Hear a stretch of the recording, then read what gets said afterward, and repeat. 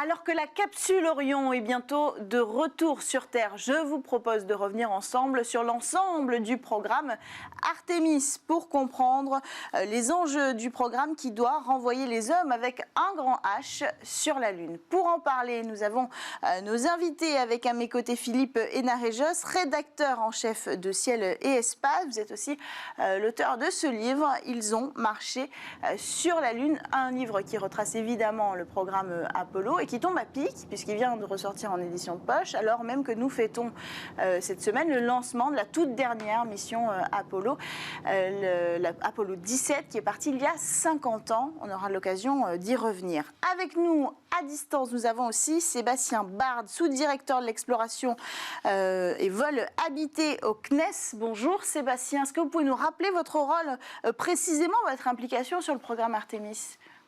Bonjour.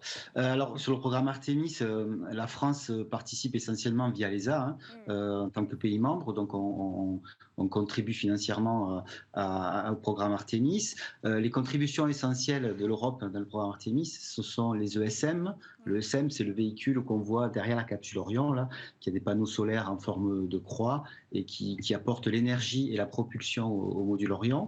Et ça va être aussi 2 modules importants dans la future station, le Gateway, qui va être autour de la Lune. Donc c'est la contribution de l'Europe, au même un peu sur le modèle de ce qui avait été fait sur l'ISS, mais là, ce coup-ci, avec des contributions beaucoup plus importantes de la part de l'Europe. Donc vous participez à coordonner tout ça pour la partie française en tout cas. On va y revenir dans cette émission. Alors messieurs, moi j'aimerais qu'on se pose une première question. Pourquoi 50 ans après avoir envoyé des hommes pour la dernière fois, on retourne sur la Lune ? On retourne sur la Lune parce que finalement, si on réfléchit bien, Donald Trump l'a décidé, quand il était président. D'accord. Non, mais c'était exactement ça. Il y avait un programme lunaire américain qui avait été amorcé par George Bush, qui avait été annulé par Barack Obama, mais il était lancé. Donc les études pour le lanceur géant Space Launch System, on pourra y revenir, étaient en cours. Les tests, les préliminaires pour la capsule, le vaisseau spatial Orion étaient en cours. Il y avait même eu un vol réalisé avec une autre fusée que la SLS en 2014, un vol d'essai. Donc tout ça a été avancé. Les industriels ne voulaient pas trop reculer. Et sur ces entrefaites, dirons-nous, Donald Trump est arrivé au pouvoir. Et il a voulu faire un coup un peu à la Kennedy, mais c'était du Donald Trump. Oui. Donc il a l'éclat n'était pas là, mais l'ambition le reste retour la sur la même. Lune avant, à l'époque, fin 2024, qui devait marquer la fin de son 2e mandat. C'est vrai. Les choses ne sont pas passées comme ça. Les choses ne sont pas passées comme ça, et peut-être que pour la Lune, elles ne seront peut-être pas tout à fait pareilles non plus. Oui, on pourra. Ce calendrier, actuellement, on est sur plutôt fin 2025 pour un atterrissage sur la Lune lors de la mission Artemis 3. Oui. Ce calendrier semble difficile à tenir d'après moi. Un petit peu. Sébastien Bard, votre avis sur cette nécessité aujourd'hui de retourner sur la Lune, c'est toujours une question d'ambition politique ? Oui, comme l'a dit Philippe, ces grands programmes, là, quand même, sont des programmes très onéreux. Et quelle que soit la motivation derrière, il faut qu'il y ait à la base une volonté politique. C'est ce qui s'est passé à l'époque du programme Apollo. Les Américains s'étaient fait damer le pion sur le premier satellite, le premier homme dans l'espace avec Gagarine. Il fallait sauver l'honneur, donc Kennedy a lancé ça. Vraiment comme une économie de guerre, ils sont allés sur la Lune, ils ont gagné. Une fois qu'ils ont gagné, ça coûtait tellement cher que ils ont arrêté. Là, c'est un peu la même chose quand même. C'est Donald Trump, peut-être, mais la nouvelle administration n'a pas arrêté le programme. On revient un peu la même chose à une échelle un peu moindre avec la Chine. Il y a quand même une vraie compétition pour aller pour ce leadership. Alors au départ, c'est plutôt un leadership d'ailleurs autour de Mars. Point de vue scientifique, les scientifiques préféraient aller sur Mars. Mars, c'est quand même un peu compliqué. L'ISS c'est 400 km, Mars c'est au bas mot 40 millions de kilomètres. Donc en fait, on va sur la Lune à défaut ? Alors on y va. Alors à défaut, on y va. Je dirais pas à défaut, mais c'est la solution la plus raisonnable. La marche est trop haute quand même pour aller sur Mars. Quand on y réfléchit un peu aussi, il y a quand même énormément de technologies à maîtriser qu'on ne maîtrise pas encore. Et donc aller sur la Lune, ça permet aussi d'avoir ce step là où on va valider plein de choses. Donc ça, c'est une fois que là c'est décidé politiquement, je veux dire il y a un enjeu technologique pour nous de valider des technologies dont on aura besoin si on veut voir des voyages lointains et pouvoir faire vivre des humains longtemps dans l'espace. On y reviendra peut-être sur ce type de technologie. Ensuite, une fois qu'on y va, bien sûr qu'il y aura un enjeu scientifique. Connaître la Lune, déjà, notre satellite, on ne le connaît pas si bien que ça. Ça nous renseignera aussi sur la formation de la Terre. Il y a des opportunités scientifiques importantes, par exemple, en pouvant mettre des télescopes sur la face cachée de la Lune, comme des gros télescopes terrestres, mais ce coup-ci, on n'aura pas les effets d'atmosphère, donc on pourra avoir de meilleures performances.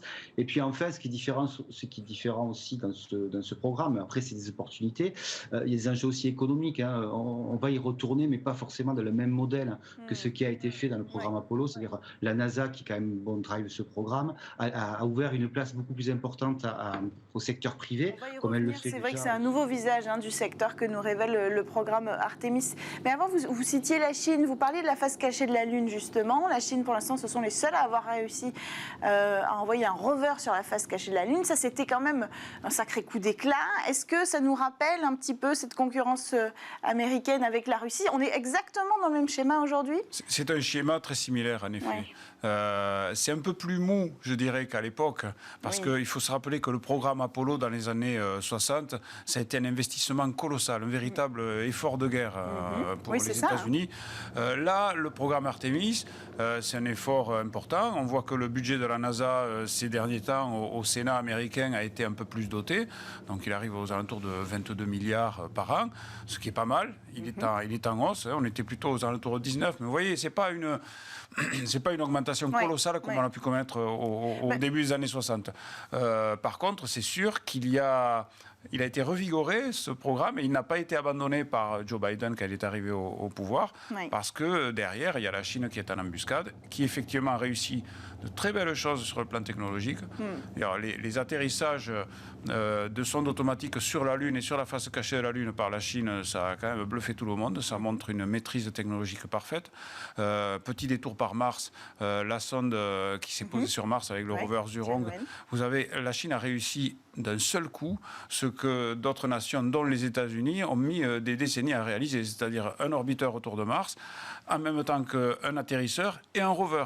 Donc tout ça, ça a marché et puis ça marche bien. Donc la Chine a un programme lunaire dont on ne connaît pas totalement les contours, mais on parle d'une base lunaire au pôle sud de la Lune, dans l'horizon 2030, un peu plus au-delà, quoi, avec donc ils arriveraient après nous quand même avec des humains, parce que c'est un vrai sujet. J'ai une citation ici de Bill Nelson qui réagissait en août à la télévision américaine, qui disait: c'est notre territoire. Nous ne voulons pas que la Chine y aille et dise c'est le nôtre. C'est exactement ça. Ça va être le premier à arriver sur place pour dire bon voilà, on est les précurseurs, on est les pionniers ici.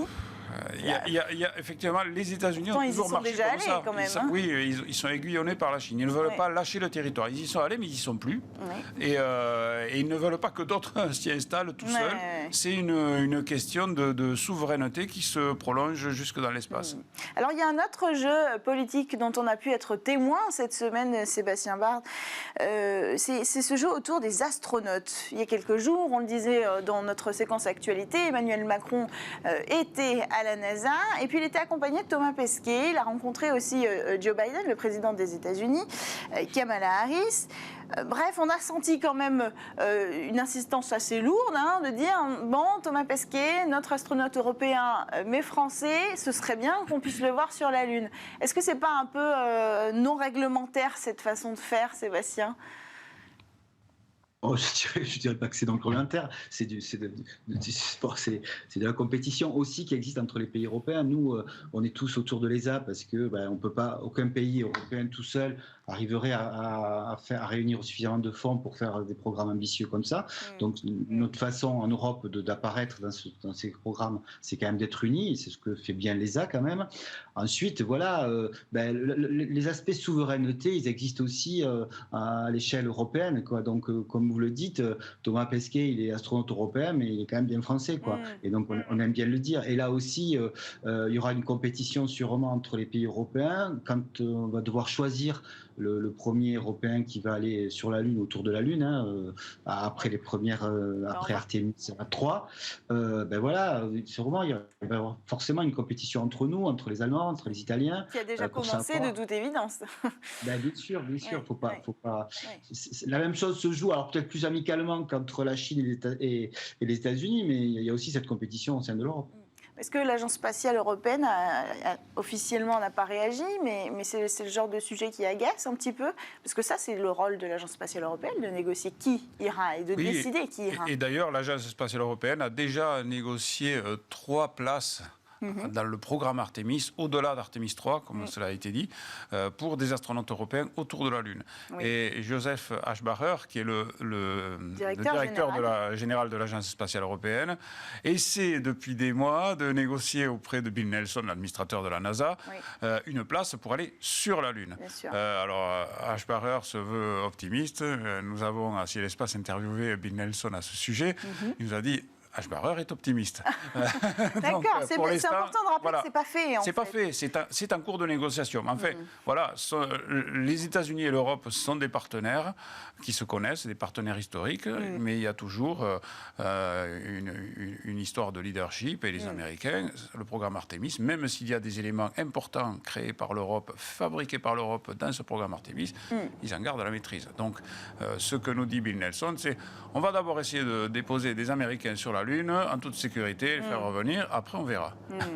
On voit que c'est un sujet qui n'a pas fini d'être débattu et de faire l'objet de compétitions, même au sein même de l'Europe. Vous parliez tout à l'heure de ce nouveau modèle de faire appel au secteur privé. Ça, c'est vraiment la grosse différence avec Apollo dans ce programme Artemis.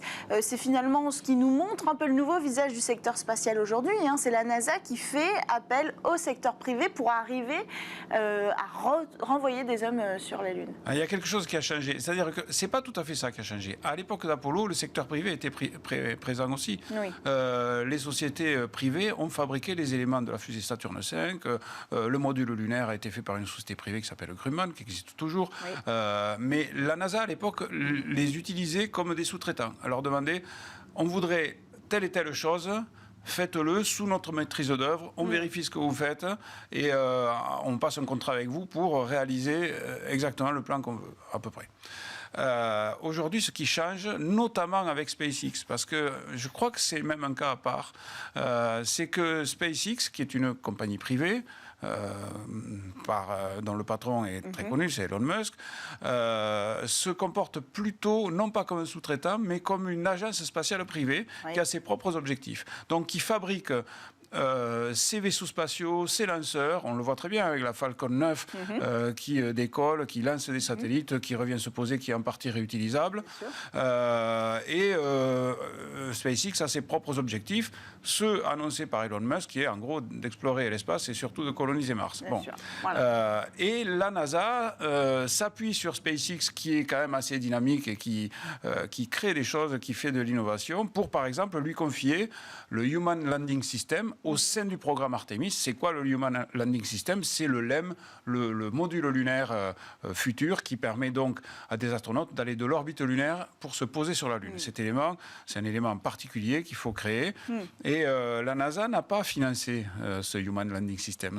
Donc elle s'est retournée vers SpaceX en lui demandant faites-nous ça, on vous donne une enveloppe financière, faites-nous ça et on verra ce qu'on a. Et en gros, la solution aujourd'hui, c'est le Starship, version lunaire. Le Starship, c'est le gros vaisseau de colonisation de l'espace d'Elon Musk, qui devrait être en version lunaire, mais pour l'instant, c'est très opaque. Pour l'instant, c'est très opaque, on n'a toujours pas vu... Et donc voilà, la différence avec le privé de l'époque, c'est que SpaceX fait un peu ce qu'il veut dans son coin. Oui, ça c'est un risque.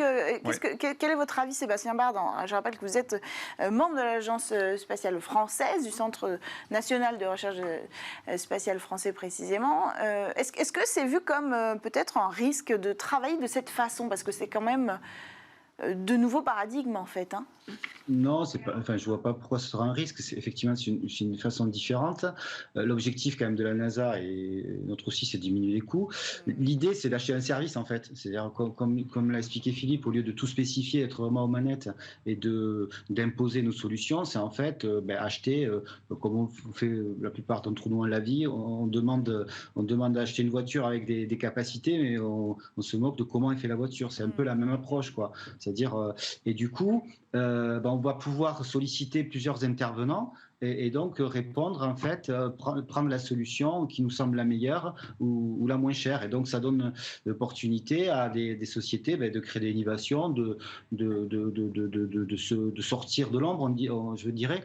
Là, par exemple, on a parlé du gros lander, le futur LEM, mais la NASA déjà a lancé un programme qui s'appelle Eclipse, là, Commercial Lunar Payload Services, pour, en fait, lancer un appel d'offres à des sociétés qui fabriqueraient des landers pour pouvoir aller sur la Lune et poser des expériences scientifiques. Donc c'est quelque chose qui est un peu moins ambitieux et donc qui donne la porte ouverte à plein d'entreprises de taille plus modeste que Spaceship et donc qui permettent de faire émerger un nouveau secteur spatial. Aujourd'hui, c'est une opportunité qui est intéressante pour le secteur privé, qui est surtout donc qui bénéficie surtout côté américain et une de nos activités aussi en tant qu'agence, c'est de faire en sorte qu'en Europe aussi on en tire profit, qu'on puisse faire émerger un secteur privé aussi de l'autre côté de l'Atlantique. Oui.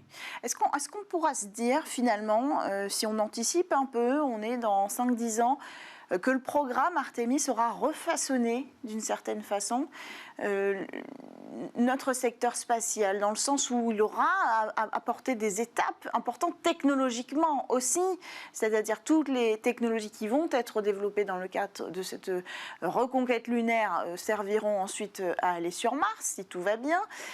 Ces nouvelles méthodes de financement, de partenariat, c'est une façon aussi de rappeler à l'Europe qu'elle doit être souveraine et qu'elle doit être force, et elle est replacée au centre des discussions grâce à Artemis. Est-ce que ça va refaçonner le secteur spatial ? Le refaçonnage du secteur spatial, avec les relations avec le privé, a déjà commencé. Oui. La NASA est déjà contractante demande le service à SpaceX pour envoyer des astronautes dans l'ISS. Oui. Donc, Artemis ne fait que prolonger cette méthode. Alors, c'est sûr que en décidant d'aller autour de la Lune et sur la Lune, il y aura aussi d'autres améliorations technologiques, très certainement, et des progrès qui pourront, dans un futur plus lointain, éventuellement servir à aller sur Mars. C'est une autre échelle que juste d'aller en orbite autour de la Terre, sur le plan technologique. Maintenant, sur le plan de la collaboration et des équilibres entre le privé et le public, ça a déjà commencé avant Artemis. Et pour la reposition de l'Europe, peut-être qu'on peut finir là-dessus. Est-ce qu'on peut dire qu'elle sortira gagnante, qu'elle est déjà gagnante grâce à ces accords, Sébastien et puis Philippe ? Je voudrais juste rajouter une chose. Là, on parle de secteur privé autour de technologies qui sont très, très spatiales. On va parler de fusées, de landers, etc. Je pense qu'il y a quelque chose qu'il faut souligner aussi avec le programme Artemis et le retour de l'homme sur la Lune, c'est qu'on n'y revient pas comme Apollo, on y revient pour y rester. Et donc, y rester, ça veut dire qu'il va falloir qu'on maîtrise des technologies qui sont essentiellement autour de l'autonomie, c'est-à-dire le recyclage, comment on va produire la nourriture sur place, comment on va produire de l'énergie. Et ça, c'est des choses complètement nouvelles qu'on ne gère pas aujourd'hui dans le spatial. Et ce que je veux dire, c'est que ça ouvre aussi un secteur nouveau du spatial, vers des industries qui n'étaient pas du tout aujourd'hui concernées par le spatial. Donc non seulement, comme on l'a dit, il y a un secteur privé qui va peut-être émerger autour de technologies spatiales, mais en plus, ce que je crois sincèrement, c'est que ça élargit encore plus ce secteur à des activités qui traditionnellement n'étaient pas du spatial. Voilà. Et donc, pour répondre à la question, oui, ce que j'espère, c'est que l'Europe, bien sûr, a plein de qualités et d'atouts. Il y a des leaders mondiaux sur des technologies qui ne sont pas justement du spatial et que c'est une opportunité pour tirer les épingles du jeu, quoi. Un dernier mot, Philippe. Oui, l'Europe a clairement un challenge face à elle, c'est de de compter dans cette aventure lunaire où on voit bien qu'il y a la Chine, il y a les États-Unis qui se positionnent. Et si l'Europe, politiquement, ne décide pas d'y aller, elle va être absente de ces développements dont on vient de parler, qu'ils soient technologiques ou commerciaux. Donc c'est un peu plus compliqué en Europe parce que l'Europe, c'est pas une seule voix, c'est pas un pays, c'est pas Joe Biden qui décide. C'est plusieurs pays qui doivent se mettre d'accord. C'est en cours. Les pays qui financent l'Europe spatiale sont bien conscients qu'il ne va pas falloir être absent de cette course-là. Et donc, espérons que le délai ne sera pas trop long pour s'imposer et pour faire en sorte que les règles du jeu qui vont se créer sur la Lune ne se fassent pas sans l'Europe. Très important. Merci beaucoup à tous les deux d'avoir pris part à ces conversations. Sébastien Bard, je rappelle que vous êtes sous-directeur de l'exploration et vol habité au CNES. Et vous, Philippe Hénarejos, rédacteur en chef de Ciel et Espace et auteur, je le rappelle, de ce livre « Ils ont marché sur la Lune ». Merci à tous de nous avoir suivis. On se retrouve dès la semaine prochaine sur Bismart.